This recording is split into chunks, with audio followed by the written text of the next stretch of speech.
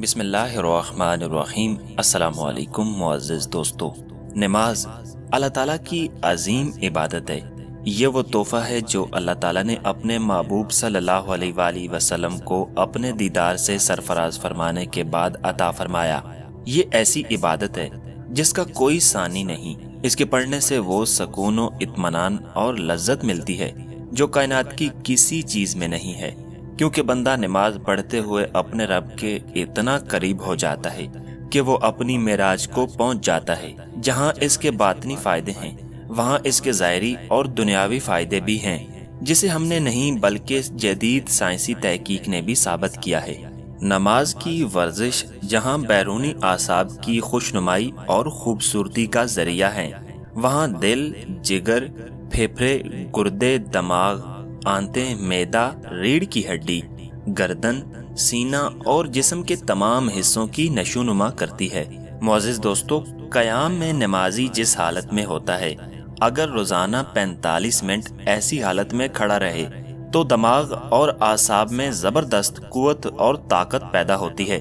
قوت فیصلہ اور قوت مدافعت بھی بڑھتی ہے۔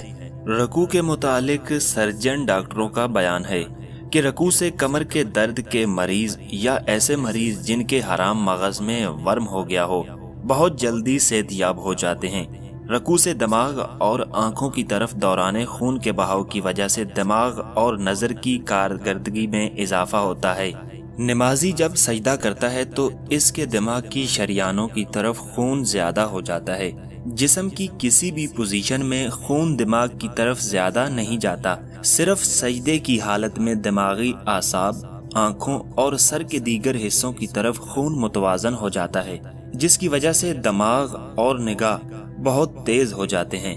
سلام پھیرنے کے لیے نمازی کو سر دائیں بائیں کرنا پڑتا ہے، تو ایسا کرنے والا دل کی بیماریوں اور اس کی اندرونی پیچیدگیوں سے ہمیشہ بچا رہتا ہے اور بہت کم ان بیماریوں میں مبتلا ہوتا ہے۔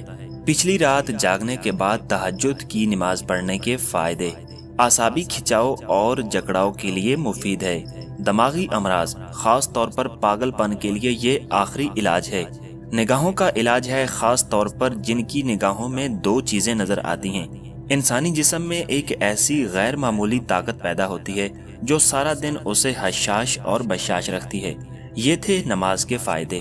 معزز دوستو، اللہ تعالیٰ نے ہمارے لیے نماز کے اندر دنیاوی اور اخروی فائدے رکھے ہیں۔